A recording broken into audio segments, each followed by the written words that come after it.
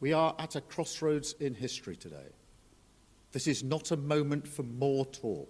British Prime Minister Keir Starmer did not mince words on Sunday about the stakes facing Ukraine and Europe at a summit of world leaders in London. It's time to act, time to step up and lead.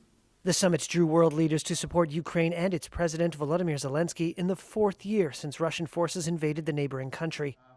Leaders hoped to work toward a peace plan that would end the fighting and guarantee future Ukrainian independence. You don't have the cards right now.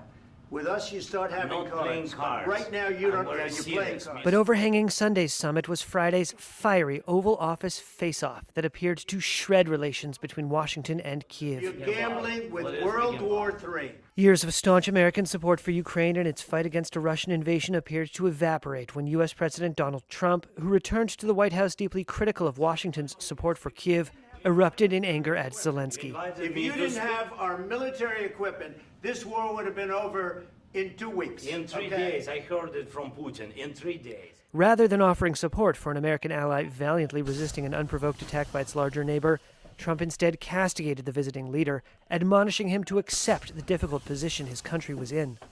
It ended with the visit cut short, and Trump posting on social media that Ukraine was not ready to make peace.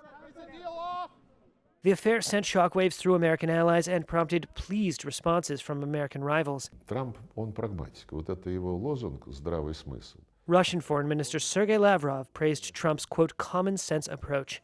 The president of Finland said the only winner in the dispute was Russian leader Vladimir Putin. At the end of the day, there was only one winner of that exchange, that was Vladimir Putin.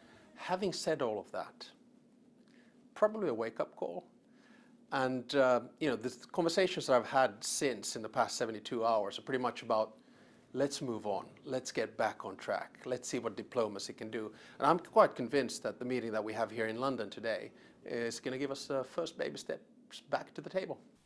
Our starting point must be to put Ukraine in the strongest possible position now. Trying to revive hope for peace in Ukraine, Starmer on Sunday unveiled what he called a coalition of the willing, a group of nations willing to put personnel on the line to defend a peace deal if reached. The UK is prepared to back this, with boots on the ground and planes in the air, together with others. Europe must do the heavy lifting. And he announced a $2 billion deal to supply British-made air defense missiles to Ukraine. I don't think you'd be a tough guy without the United States. Trump has upended U.S. policy in the 3-year-old war since he returned to the White House in January, casting doubt on its military and political support for Ukraine and Europe, and ending the isolation of Moscow.